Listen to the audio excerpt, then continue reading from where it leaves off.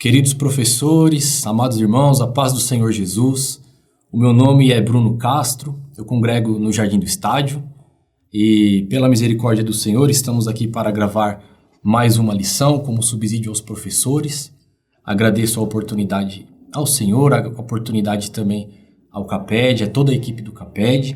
Dessa feita, nós estamos estudando a lição, a revista Isaías, o Evangelista do Antigo Testamento, lição de número 11, a redenção conquistada pelo sofrimento de Cristo. O título da lição é muito específico e pontual.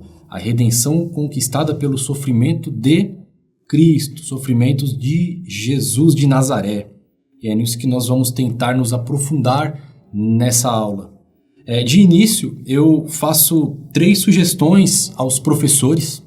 Em primeiro lugar, eu sugiro que os professores demonstre uma divisão da aula para os alunos. Antes de tomar aquele ritmo mais acelerado, mostre a divisão, né, as 3 partes que o pastor Evandir ele coloca aqui na lição e cada um dos subtópicos que existe em cada uma das partes.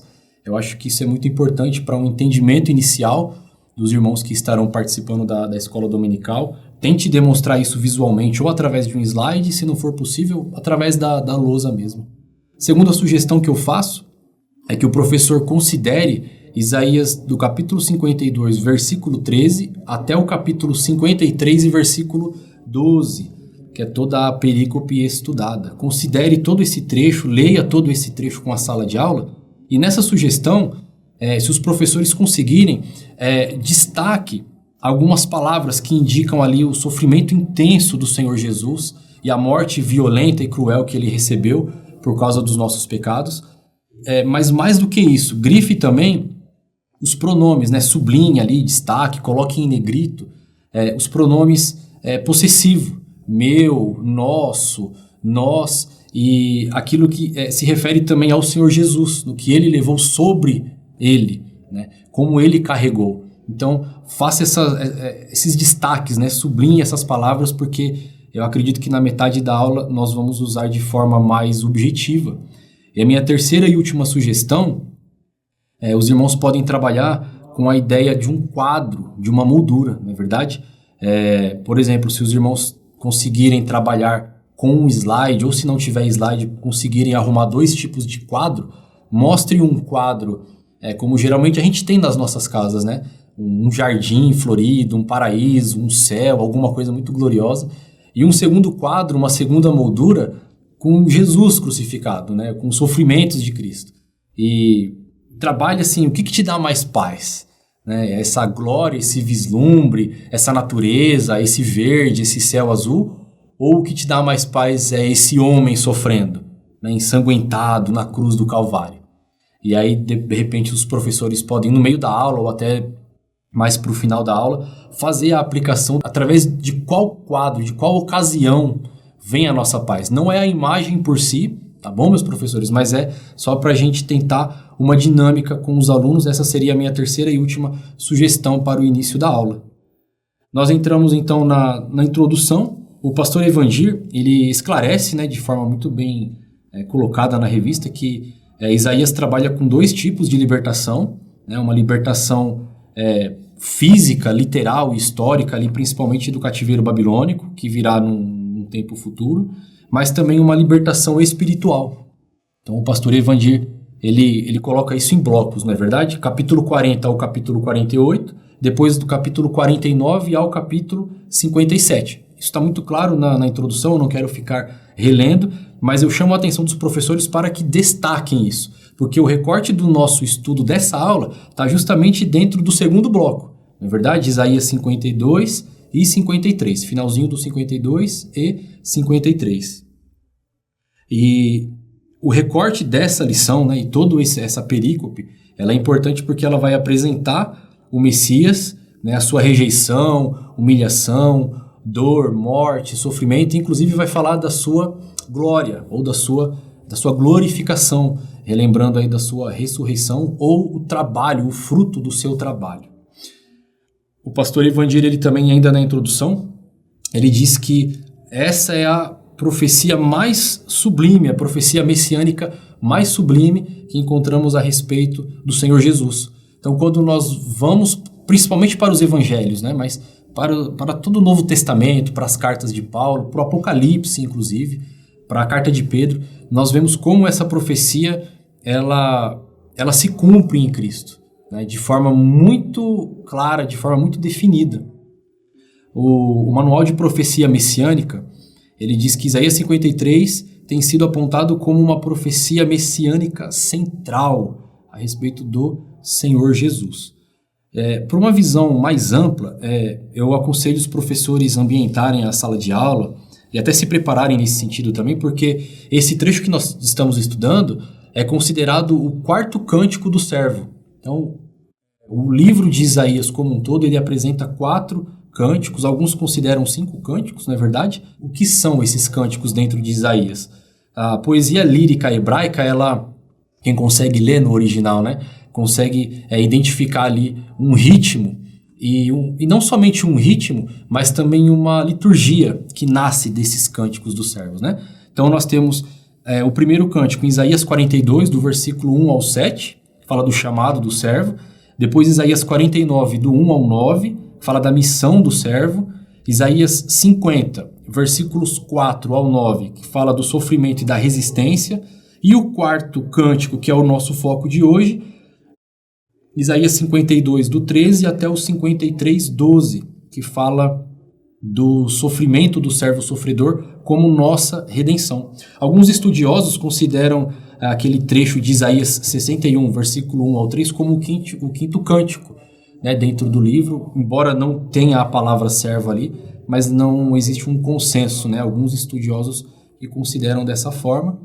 Enfim, e esses cânticos eles são muito marcantes porque eles descrevem a redenção através do sofrimento. Todos eles falam do servo que sofre, do servo que é humilhado, do servo que está sendo oferecido diante de Deus. E isso é um contraste, né, muito grande com a ideia de que os judeus deveriam conceber o Messias apenas como um Messias conquistador, um Messias bélico, forte, não é verdade? E o quarto cântico do servo ele é muito interessante porque ele começa com a perspectiva de Deus e ele finaliza com a perspectiva de Deus. Isaías 52, 13. Eis aqui o meu servo.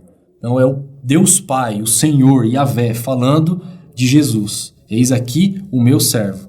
E no versículo 12 do capítulo 53, porque lhe darei a parte de muitos, e isso também finaliza com a perspectiva de Deus a respeito do servo sofredor.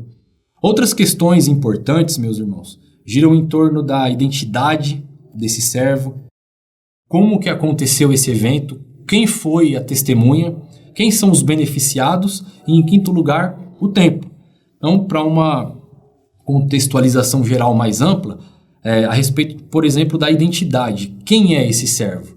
É uma pessoa no singular ou, de repente, esse servo diz respeito a um coletivo de pessoas? Se é uma pessoa no singular, é Isaías, né? Ao longo da história, pelo menos 15 pessoas reais, históricas, foram sugeridas como esse servo sofredor.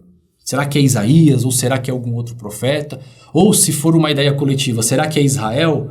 Ou é o remanescente, pelo menos, de Israel, aquele Israel que não se dobrou à idolatria ou à injustiça?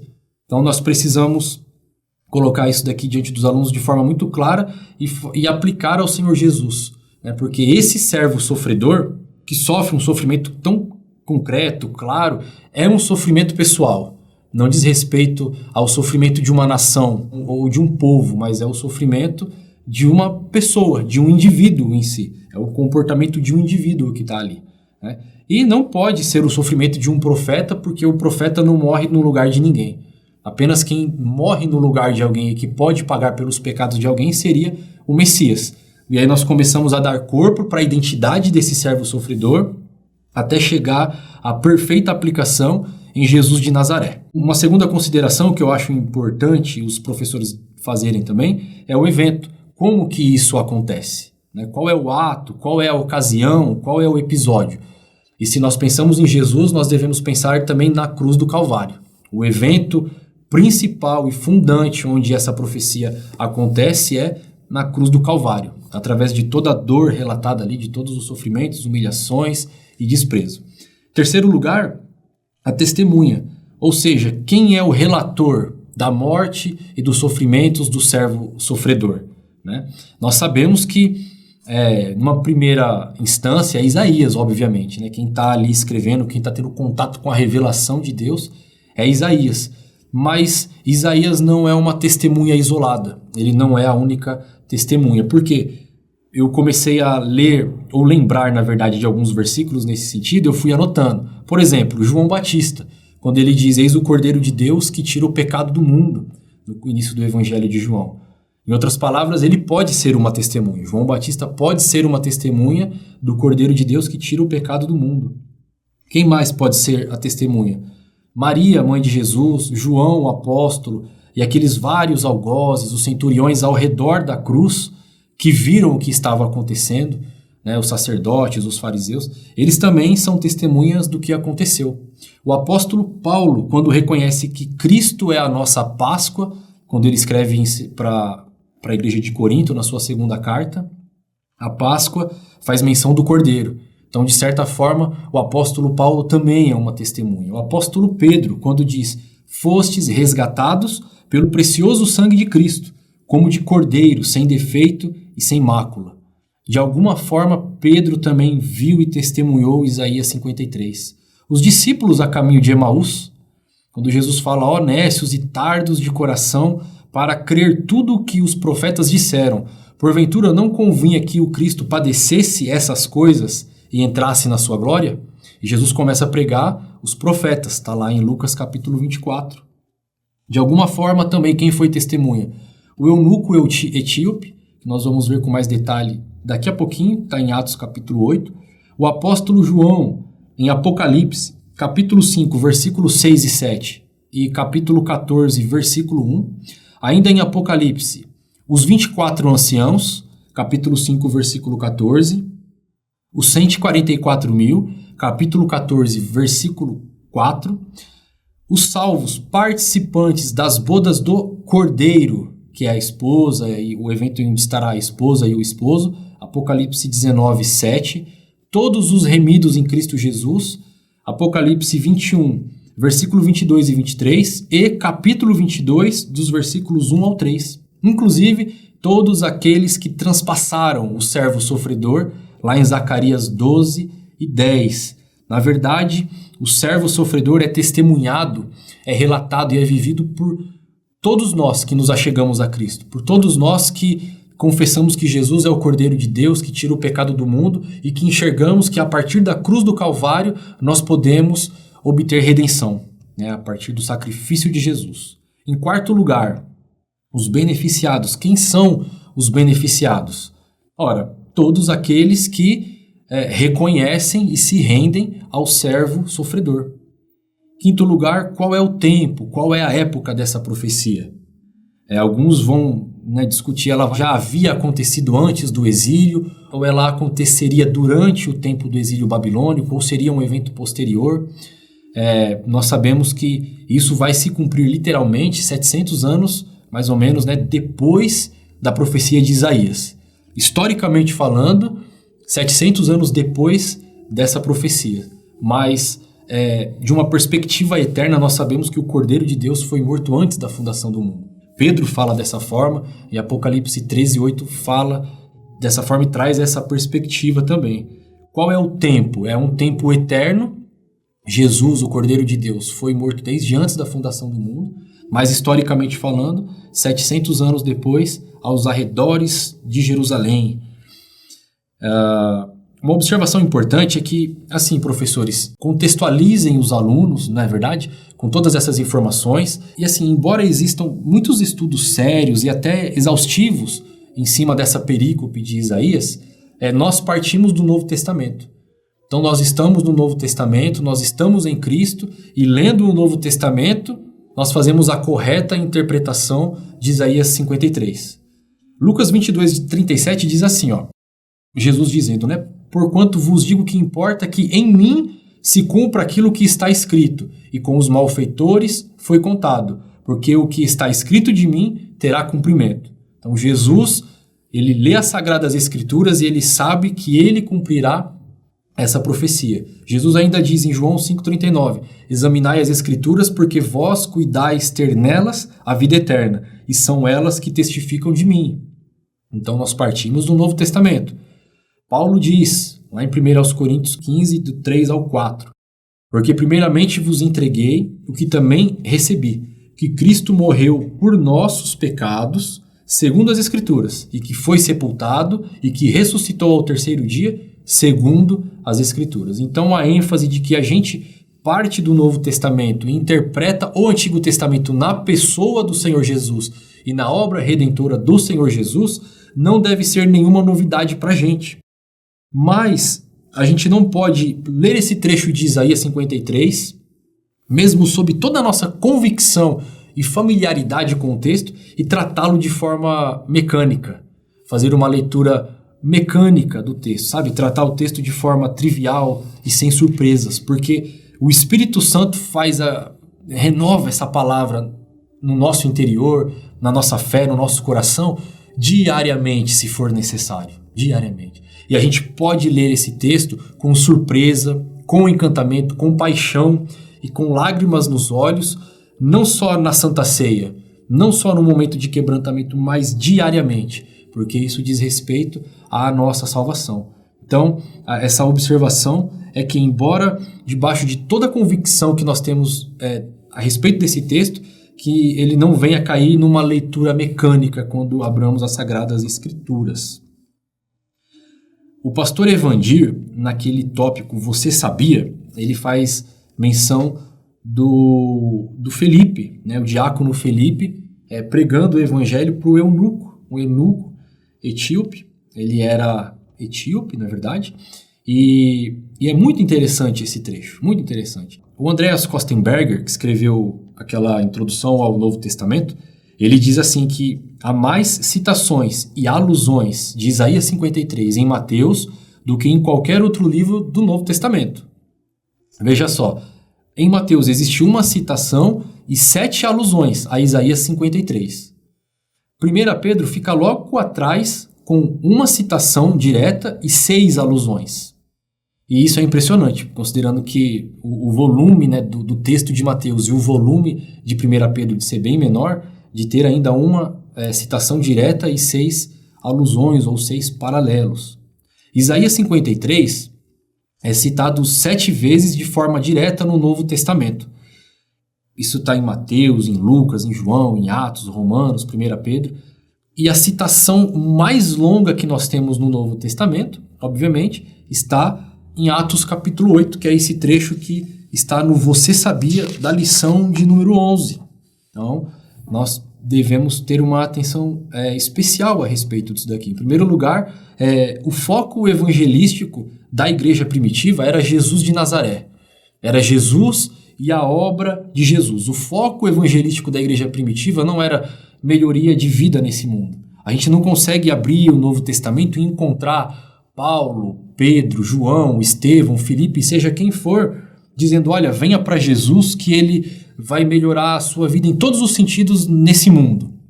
Eles não fazem nenhuma promessa de conforto, a não ser que for um conforto espiritual, mas eles não fazem nenhuma promessa de prosperidade material nesse mundo, de caprichos cumpridos nesse mundo por causa de Jesus e por causa da obra de Jesus. Muito pelo contrário, a mensagem era Jesus. Dito de outra forma, Jesus era a própria mensagem de todos os evangelistas, de todas as pessoas que testemunhavam de Jesus na igreja primitiva.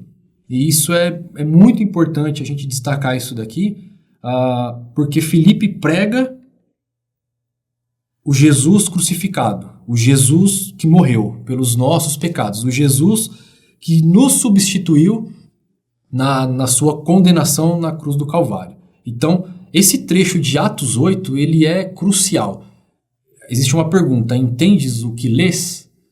Filipe, ele parte de uma pergunta, ele percebe, ele se ajunta à carruagem por instrução do Espírito Santo, e ali o eunuco, o etíope, ele está lendo Isaías 53 e Filipe começa a partir do contexto dele, da realidade dele. Entende o que lê? Você entende o que está lendo?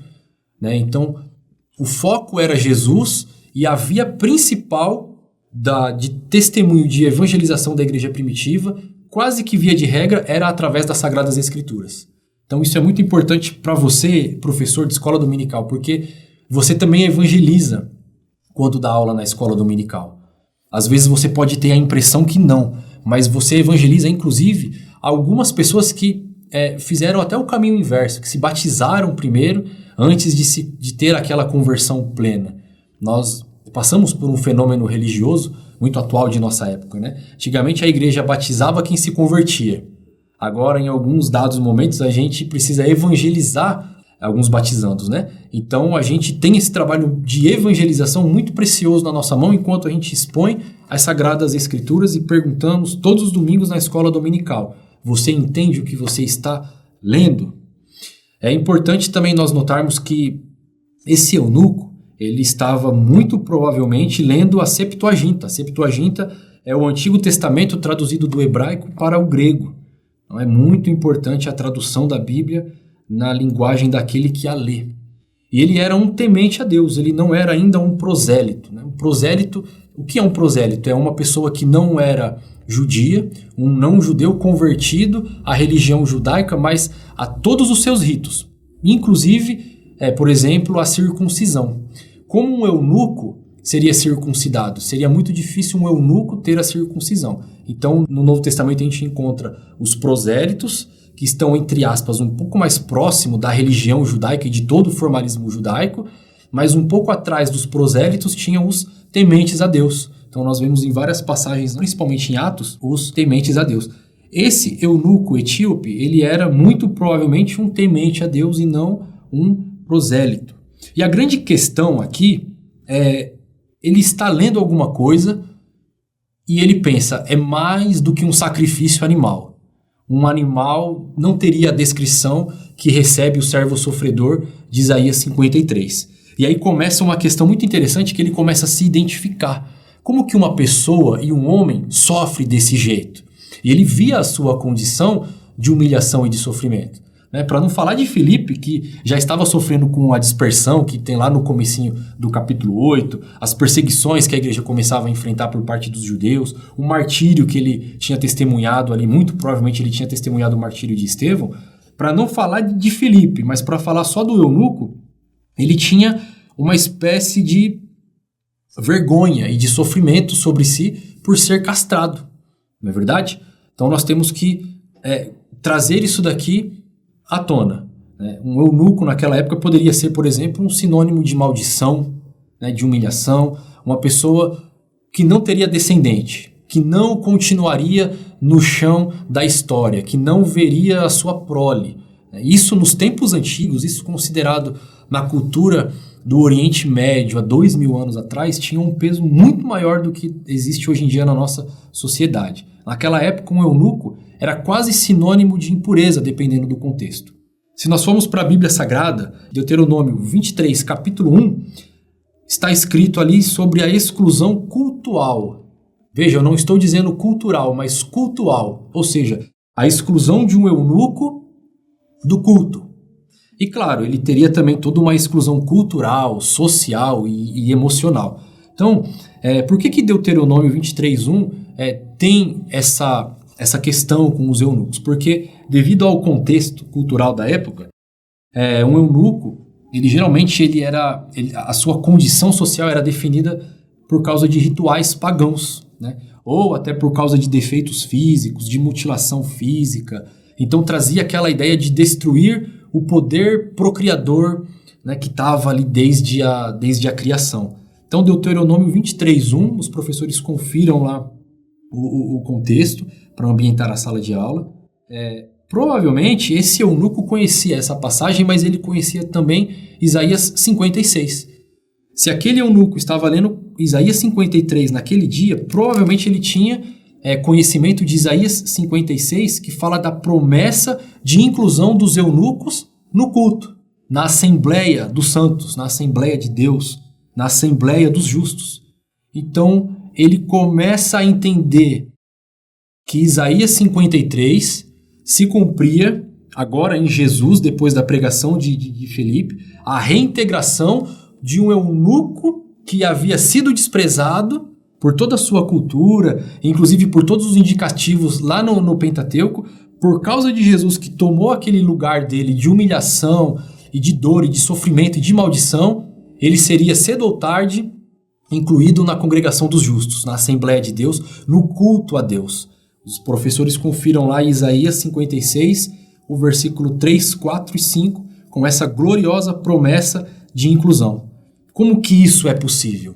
Como que isso é possível? Por causa da cruz do Calvário, por causa do servo sofredor. Então os professores podem ambientar de uma forma mais eloquente, mais clara, na sua escola dominical, essa questão do eunuco etíope que está lá em Atos capítulo 8. Nós temos 3 tópicos na lição. O primeiro é que Deus promete livramento e salvação. Então os professores continuem ali relembrando alguns pontos importantes que foram tratados nas 10 últimas lições, quais foram os 4 reis durante ali o ministério profético de Isaías, as várias nações para a qual Isaías profetizou. Não foi só Judá e Israel, mas ele se dirige ao Egito, à Síria, à Babilônia, Damasco, Síria, Filístia, Amon, Edom, Arábia, enfim, Tiro, Tarsis, inclusive até as ilhas do mar. Então os professores relembrem alguns pontos importantes e destaquem que até aqui, até o capítulo 48, 49, 50, nós temos como foco central a desobediência de Israel que está sendo tratada agora. Israel foi desobediente, foi para o exílio como juízo de Deus concretizado em sua vida, porque Deus, de alguma forma, precisa tratar aquele povo rebelde. Israel havia praticado a injustiça, a idolatria e a imoralidade, é o tripé, né? Então quase todos os profetas que se levantam em Israel, eles estão denunciando de alguma forma essas 3 coisas, imoralidade, idolatria e injustiça, ou alguma vertente dessas três temáticas.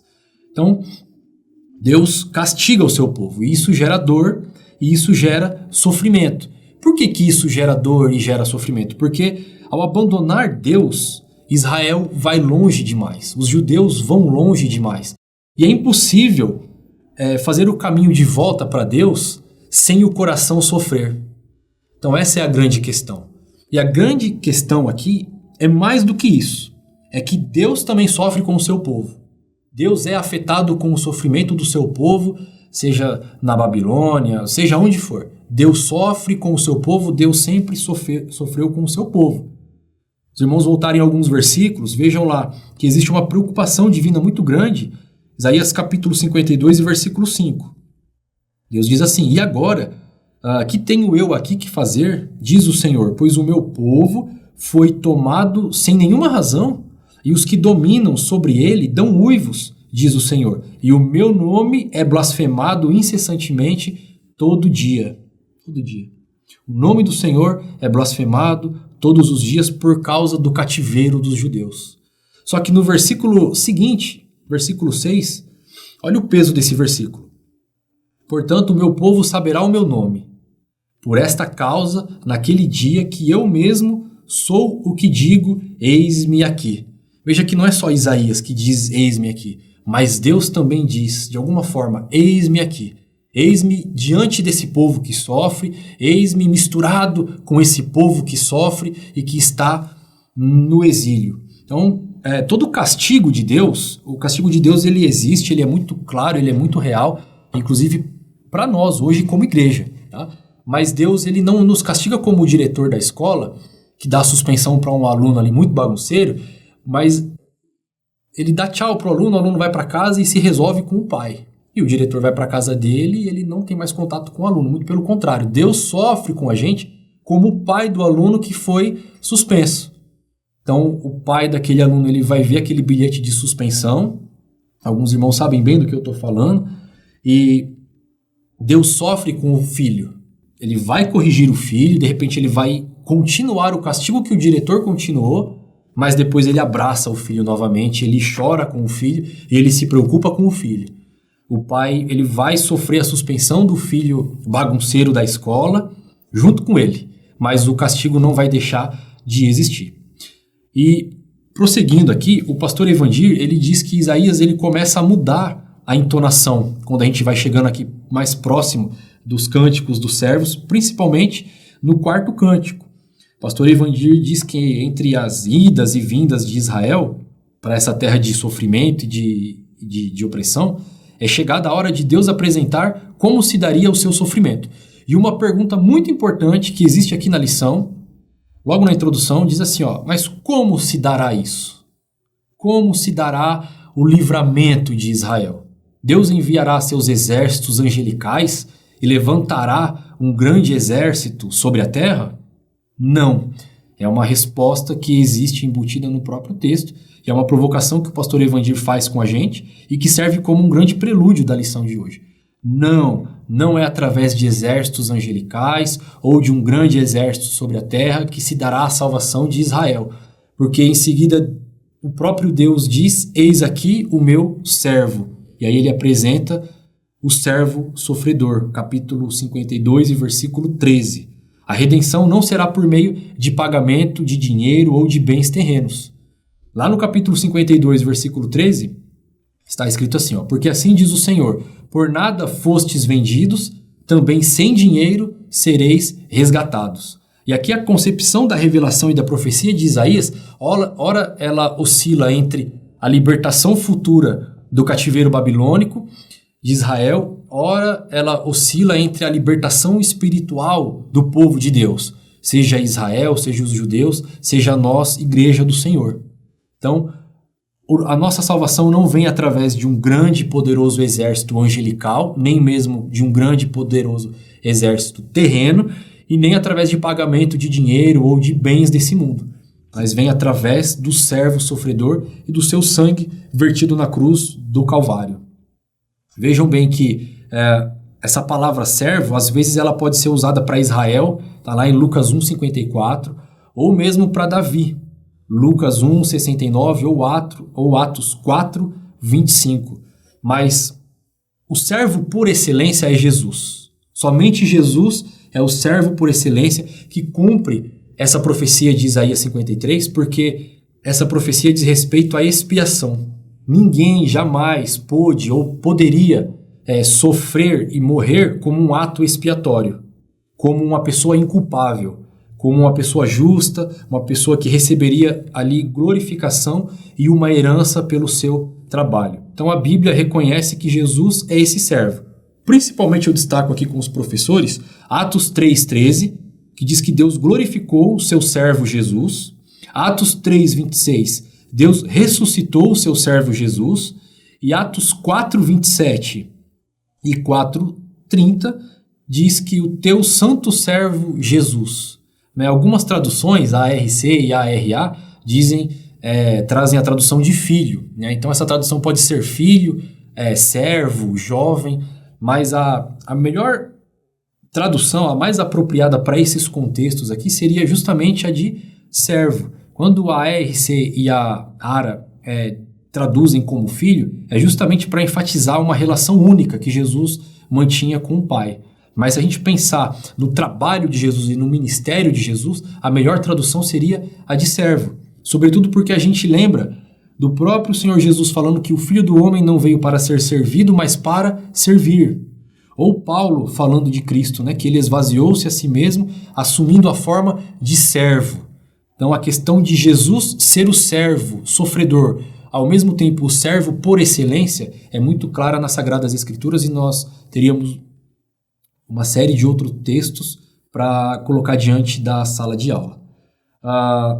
No tópico B, nós temos uma grande questão aqui, porque a avaliação humana a respeito desse servo sofredor, como ela é feita?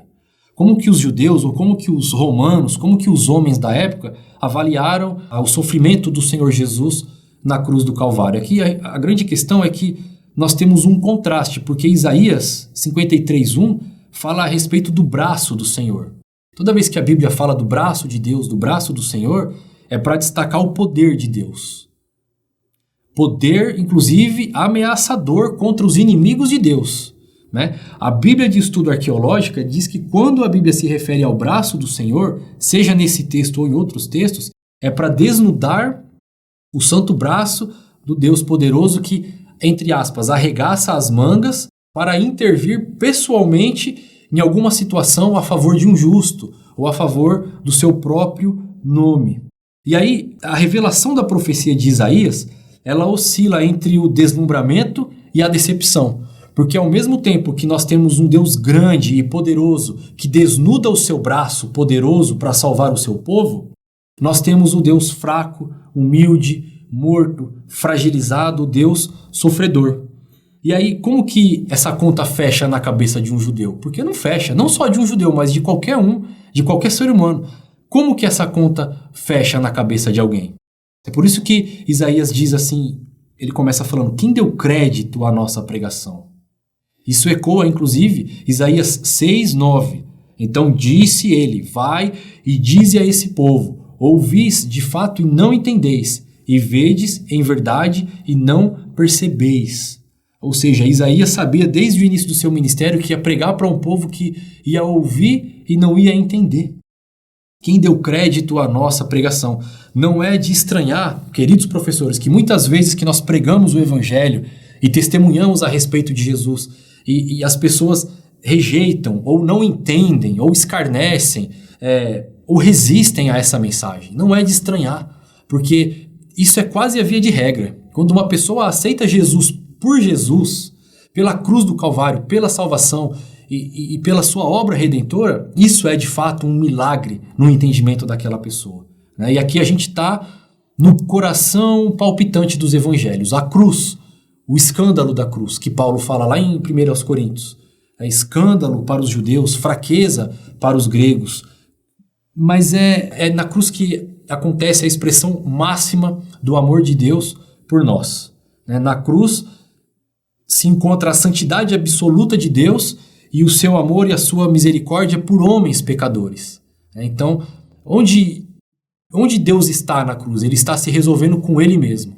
A cruz é esse lugar onde Deus se resolve com Ele, e é por isso que nós consideramos que na cruz está ali pregado o Deus poderosamente fraco. O Deus todo-poderoso, encarnado como fraqueza, morrendo em nosso lugar. Uma outra questão que os professores podem e devem lembrar também com os alunos é a questão da encarnação, da kenosis. Né? Então, o Senhor Jesus, ele é humilhado, ele é um servo sofredor em vários sentidos. Quando ele chega nesse mundo de forma encarnada, ele não nasce numa capital, ele não nasce num palácio, ele não nasce ali nos quintais do templo, mas ele nasce num lugar esquecido. Por isso que Isaías faz referência à terra seca. E aí os professores podem desenvolver de forma mais atenciosa essa questão. A humilhação de Jesus não aconteceu somente na cruz, mas quando ele encarnou, já começou ali a sua humilhação. Ele nasceu num lugar esquecido, não é verdade? No fim do mundo, terra seca. Segundo lugar, ele viveu como um de nós. Ele não somente nasceu como um de nós, mas ele também viveu como um de nós. Em terceiro lugar, obviamente, a humilhação de Jesus chegou até a cruz. Em outras palavras, o nosso Salvador, ele foi forjado sob o manto da dor e do sofrimento. Se nós temos um Salvador hoje que podemos chamá-lo de Salvador, é porque ele sofreu em nosso lugar. Ele foi humilhado, ele sofreu toda a contradição daqueles pecadores, todas as injustiças, tudo que ele poderia sofrer. Por isso que a sua carne e o seu sangue é o nosso bem mais precioso. Não tem nada na nossa vida que seja mais precioso do que a carne e o sangue de Jesus, o seu sacrifício na cruz do Calvário. Obviamente que nós entendemos que esse sofrimento e essa dor e a cruz de Jesus recebem o seu último significado a partir da ressurreição. Então nós não podemos perder isso de vista. Sabe quando Pedro diz que Jesus foi solto às ânsias da morte? Olha que expressão forte. É como se a morte não pudesse conter Jesus, o perfeito, o justo, e vomitasse Jesus e expelisse Jesus, porque a morte não dá conta de reter Jesus, não tem poder sobre Jesus. Então, a ressurreição de Jesus dá o último tom e o último significado que nós temos a respeito da cruz do Calvário. Então aqui nós chegamos num ponto muito importante, né? O pastor Evandir, ele coloca assim no tópico C. Os judeus do tempo de Isaías, inclusive os judeus da época de Jesus, Eles estavam tão ligados ao governo terreno que ficaram cegos quanto às coisas espirituais. Por isso, o Senhor Jesus foi desprezado e rejeitado pelos homens. E aqui a gente entra no segundo tópico, que é o tópico que merece mais atenção aqui da gente. A gente pode encontrar o ápice da nossa lição, vamos dizer assim, nesse segundo tópico, que é o sofrimento vicário, ou dito de outra forma, o sofrimento substitutivo do Senhor Jesus. Então, se os professores lá no início da aula fizeram aquela leitura com os alunos e foram escrevendo na lousa ou colocando no slide os pronomes possessivos, agora é hora de destacar. Veja só, Isaías diz: quem creu na nossa pregação, olhando nós para ele, nós víamos, né, o mais indigno entre os homens. Versículo 4. Ele tomou sobre si as nossas enfermidades e as nossas dores levou sobre si. Olha que troca linda e maravilhosa que vai acontecendo durante todo o capítulo 53. As nossas transgressões e as nossas iniquidades, suas pisaduras, sobre ele. Versículo 6. Fez cair sobre ele a nossa iniquidade, a iniquidade de todos nós. Versículo 8. A transgressão do meu povo. Enfim, o professor ele pode ler com mais atenção e mais calma e de alguma forma destacar esses pronomes possessivos, né, os nossos pecadores e o contraste que existe em relação ao Senhor Jesus. Isso é muito importante. A menção que existe lá em Mateus 8, 16, 17, que diz que o Senhor Jesus levou sobre si, né, para que se cumprisse o que fora dito por intermédio do profeta Isaías, que ele levou sobre si as nossas dores. Isso está no contexto de cura e de expulsão de demônios. Isso tem, como diz o pastor Evandir, isso é poético e é profético. É uma profecia que já começa a se cumprir ali no tempo de Jesus. Então, quando Jesus curava alguém, de alguma forma era essa profecia de Isaías 53 se concretizando no seu ministério, né? É claro que isso daqui se concretizará de forma plena e absoluta somente no futuro, no porvir, mas já acontece. Hoje em dia, quando nós oramos e recebemos milagre e cura e ressurreição, seja o que for, expulsão de demônios, libertação, Isaías 53 está acontecendo de alguma forma como extensão do ministério messiânico do Senhor Jesus. E aí a revista vai trazer uma grande ênfase nessa questão de que o Senhor Jesus foi castigado por causa das nossas maldades. E aí os professores devem lembrar aos alunos Levítico 16, 22, onde tem a narrativa ali do animal que morre no lugar do povo, e esse animal ele leva consigo, com o sentido daquele que leva a carga de uma outra pessoa, leva os pecados dos homens após si. E também Levíticos 17, 11, porque a vida da carne está no sangue, eu vou-lo tenha dado sobre o altar, para fazer expiação pela vossa culpa, porquanto é o sangue que fará expiação em virtude da vida. Então essa questão da morte vicária, substitutiva do Senhor Jesus na cruz do Calvário deve ser o ponto alto da lição de hoje, porque Jesus não é somente o servo sofredor que sofre com o seu povo, ele é mais que isso, ele sofre pelo seu povo e no lugar do seu povo, no sentido de que somente ele poderia pagar pelo seu pecado.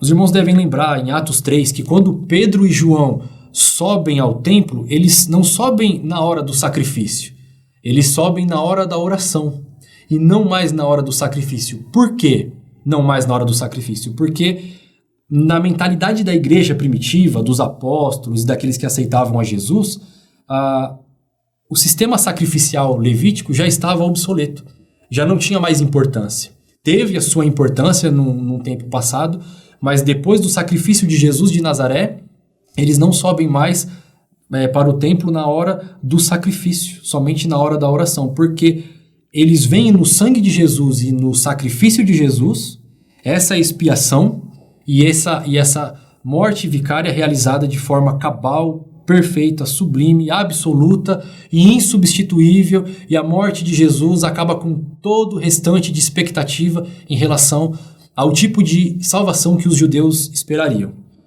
Então, nesse sentido, é muito importante a gente destacar que Jesus nos substitui na cruz do Calvário como o único modo de nos justificar diante de Deus. Único modo. E a gente tem que entender também que essa morte vicária, ela cumpre uma penitência vicária, mas não cumpre uma penalidade vicária. Vejam, são duas coisas diferentes.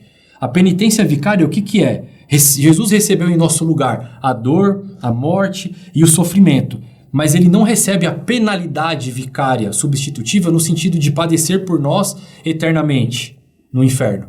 Isso acontece num lapso no tempo. E essa é a maior dor de Jesus. A dor da cruz, ela é inenarrável, na verdade, né? Ela é muito intensa, ela é visceral. Mas a maior dor de Jesus na cruz não foi o sofrimento físico, mas foi o Deus meu, por que me desamparaste? Então, por um momento, ali por alguns segundos, por alguns minutos, Jesus ele sofre no seu espírito e na sua alma o abandono que nós sofreríamos se não aceitássemos Jesus como nosso Salvador de forma eterna. Então, Jesus ele sofre em um determinado momento aquilo que nós sofreríamos por toda a eternidade caso o seu sacrifício não tivesse sido feito na cruz do Calvário. Então, nesse sentido, a cruz é mais do que a cruz. É mais do que duas traves de madeira cruzada com um homem sofrendo sobre ela. A cruz é o abandono do Pai em relação ao Filho por um relâmpago de tempo na história para que nós não sofrêssemos a penalidade eterna.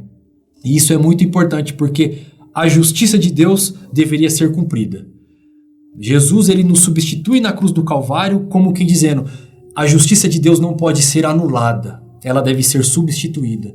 E não existe mais ninguém que pode fazer a substituição por vocês a não ser eu. Essa é a grande declaração de amor do Senhor Jesus para com a sua igreja. E aí os professores eles podem destacar, inclusive, os aspectos médicos da morte de Jesus, para dar um destaque a respeito de toda a narrativa de Isaías 53. Então existe na internet, né? Lógico, os professores precisam traduzir e colocar os sofrimentos, os aspectos médicos da morte de Jesus na cruz do Calvário de uma maneira mais simplificada ali para a sala de aula. Isso seria um parêntese muito importante que os professores podem trazer também para os alunos. Por fim, o pastor Evandir ele destaca a sepultura. Né? A sepultura é como se Jesus estivesse sofrendo estágios de humilhação até chegar à sepultura.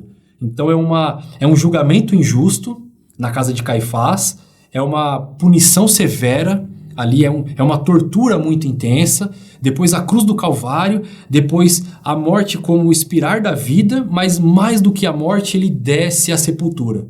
Né? A sepultura é como, entre aspas, um jeito da morte dizer que está decretando sobre a vida a sua vitória. Então Jesus ele vai até a sepultura, ele sucumbe à sepultura como uma prova final, entre aspas, aí, da sua morte. E no último tópico, no tópico 3, o pastor Evandir ele traz de uma forma muito bonita a glorificação do servo sofredor. E aqui eu destaco um ponto, está lá em Marcos capítulo 10, versículo 37. Os professores podem relembrar isso daqui com os alunos também. Quando João e Pedro, os irmãos, né? Eles dizem para Jesus: concede-nos que na tua glória nos assentemos, um à tua direita e outro à tua esquerda. Veja, eles estão falando de glória. E Jesus, no versículo seguinte, ele responde de que forma? Não sabeis o que pedis.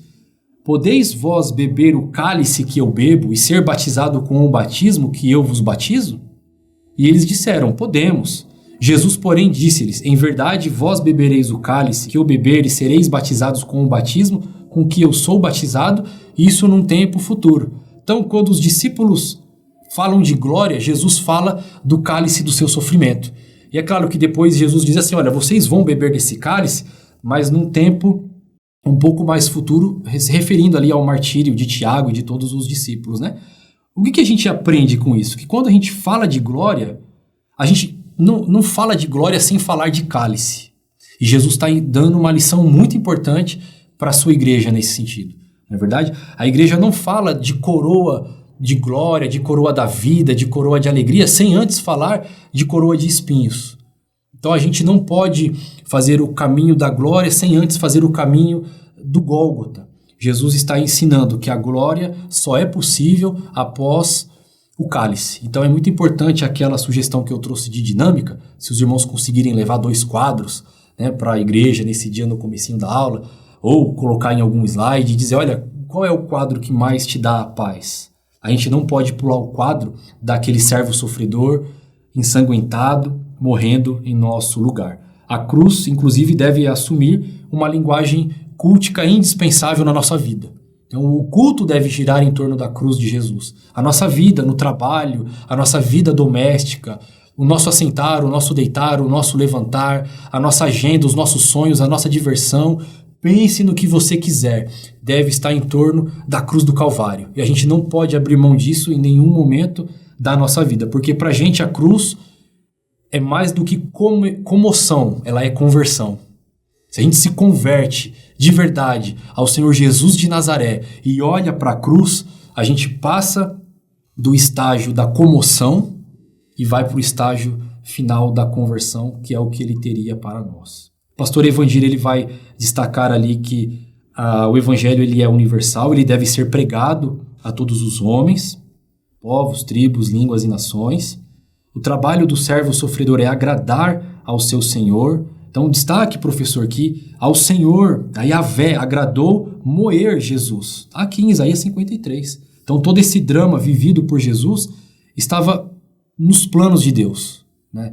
Destaque que Jesus não sofreu por acaso. Não foi um acidente, uma tragédia, um desastre ou um plano B. Não, foi o plano de Jesus, o plano de Deus, aliás, traçado desde a fundação do mundo. Deus ele tem um plano e ele, inclusive, ele destina qual é o meio através do qual esse plano será executado, que é essa morte do Senhor Jesus. Não é uma invenção humana, não é uma ficção hollywoodiana, nem um teatro grego, nem um romance russo.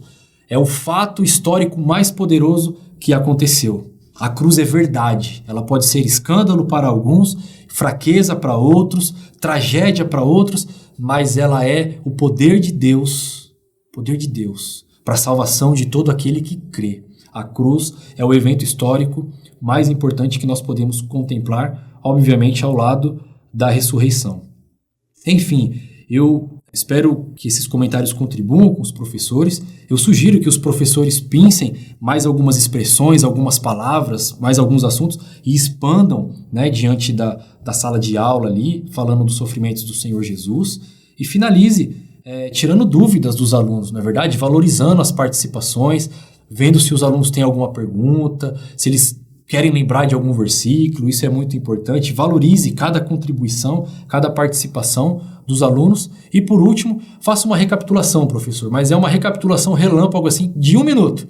Literalmente, né, pegando aqui os principais tópicos, faça essa recapitulação e finalize tentando fazer uma aplicação ali de mais 1 minutinho ou 2 minutinhos.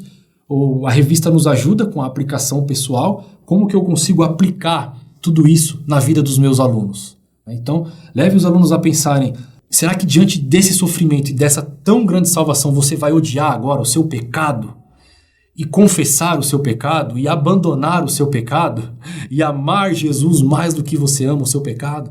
Porque a cruz aponta para os nossos pecados à medida que aponta o jeito que Jesus leva sobre ele toda a nossa iniquidade. Então faça aplicação nesse sentido. O que esse sofrimento, o que a cruz do Calvário gera em nós? Gera em você, professor, gera na sua sala de aula. A cruz do Calvário é suficiente para a sua vida e para a sua salvação ou ainda não?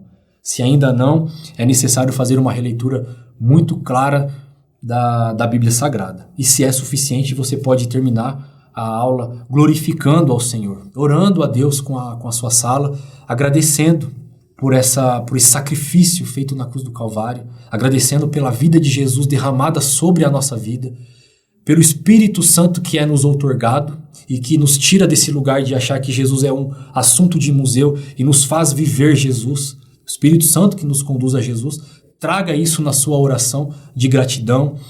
Agradeça a todas as promessas que o Senhor Jesus nos deu enquanto igreja, enquanto povo salvo do Senhor. E não se esqueça também que temos 3 questões. Nessa revista ela inovou, né? Então isso é muito importante também e ajuda a fazer a recapitulação com um breve questionário de 3 perguntas. E eu agradeço a sua atenção até aqui, queridos professores, queridas professoras. Minha expectativa e minha oração é que o Espírito Santo te encha e te capacite a ministrar essa aula agora nesse próximo domingo. Eu agradeço ao Senhor por essa oportunidade, agradeço à equipe do CAPED e um forte abraço, fiquem na paz do Senhor Jesus. Até mais.